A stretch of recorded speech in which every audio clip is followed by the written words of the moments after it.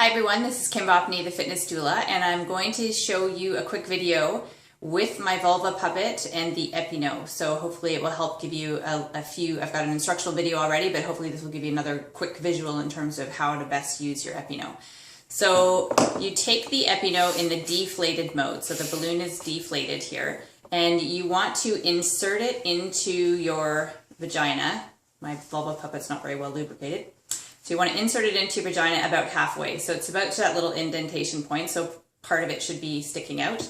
And then at that point, you're going to tighten up the gauge. And without looking at the dial, you're just going to use the black pump here, and you're just going to squeeze it and add some air, just to the point where you feel like you have something to squeeze against.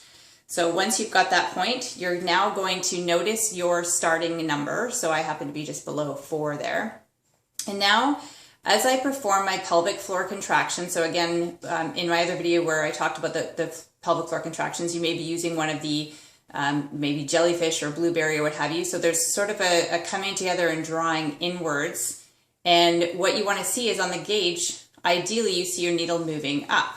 And then as you inhale, you want to let that tension come back down to your starting point. And then you're going to exhale and you're going to contract. And then you're going to inhale and you're going to let it go. And you want to build up your endurance a little bit as well. So you want to be able to contract and then hold it, say at that 6 mark or whatever number you get to. You want to hold it for say 3 or 5 seconds while you're continuing to breathe. And then you want to inhale and you want to let it come back down to where you start. So in preparation for pregnancy, the letting go part is really, really key, because if you're not able to let go of the tension in your pelvic floor, your babe is going to meet that resistance when it's trying to navigate its way through your pelvis and out into the world. So you ultimately need to be able to relax and yield against any discomfort that you feel and have the ability to let go of any tension. So the pelvic floor training with the EPI-NO can start at any point in your pregnancy, whether you're 15 weeks or 32 weeks. So you can start it at any point, and you're going to do this for 10 minutes a day. So you're going to contract. You're going to hold it there for say 3 or 5 seconds, continuing to breathe, and then you're going to take an inhalation and you're going to let it go, making sure that you can let that go back down to where you started. The numbers on the gauge are simply there as a reference from a starting point and an end point. It doesn't matter if when you inflate the balloon that you're at number 6 and that's your starting point. It doesn't matter where that point is.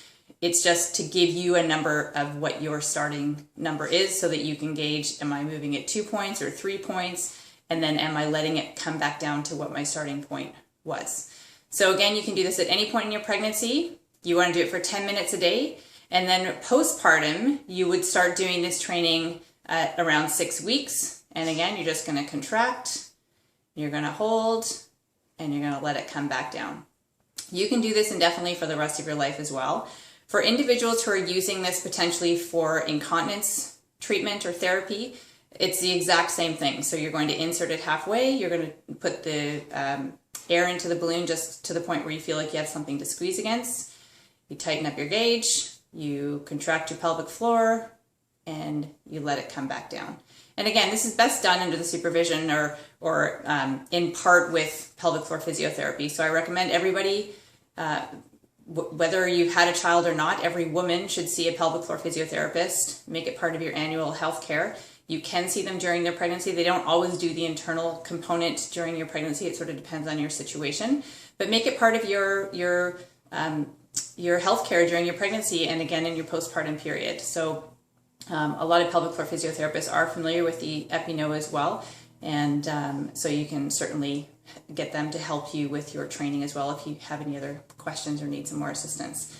So I hope you found that helpful. Any other questions, you can visit pelvianwellness.com, and I look forward to hearing from you. Thanks so much.